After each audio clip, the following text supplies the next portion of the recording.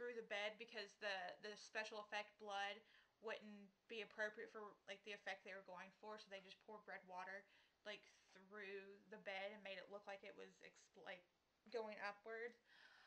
And then what was it? Oh, the scene where the claw is in the bathtub with Nancy, that was used with a bottomless tub. They put the set with the tub over a swimming pool, and a guy was underneath, with the glove and pulling it forward, and then the Nancy is actually being played by like a stunt double in that scene, and yeah, that was pretty cool. I mean, and they only had a budget of $1.8 million, but they made it work, and they ended up grossing 12.5 million in the box office. I mean, that's outrageous. It's and where Wes Craven got the idea for this he said that he had read a few news articles that were printed in the LA Times about some Cambodian refugees and their children who had these horrendous nightmares and didn't want to go to sleep.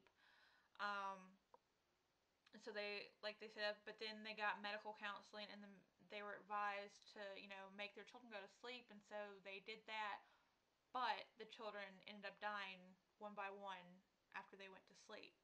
And there's another story that he said something about this boy um, was being stalked in his dreams by this killer, and he refused to go to sleep. He had like the coffee pot under the bed and everything else, and parents were trying to make him go to sleep, but he wouldn't go to sleep. And one night, came downstairs, turned on the TV, started watching TV, and ended up falling asleep. The next morning, the parents came down, saw him on the couch, asleep, or they thought he was asleep, but then they later on discovered he was dead, and he had died in his sleep that night. And Wes Craven got the idea from Freddy Krueger from his, I think, either his childhood or his teenage years, um, where he had looked out the window and there was this man across the street just looking up at him, like staring right at him, and then the man just kind of walked away.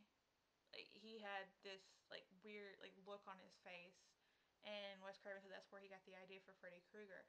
And around this time, Robert Englund, who played Freddy Krueger in this movie, was also doing a series called V.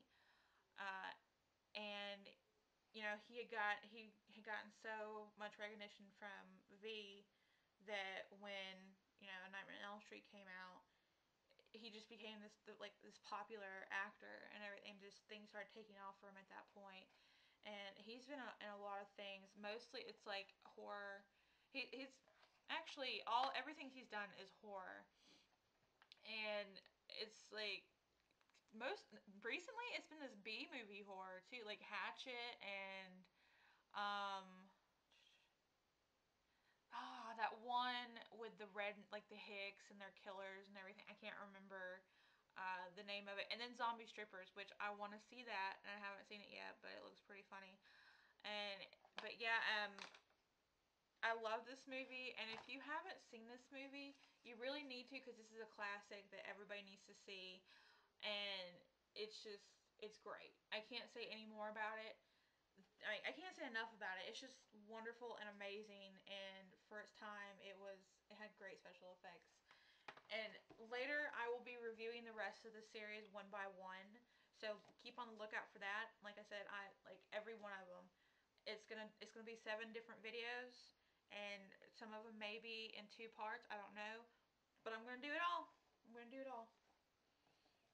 But yes, this has been Jadzia, and you've been informed.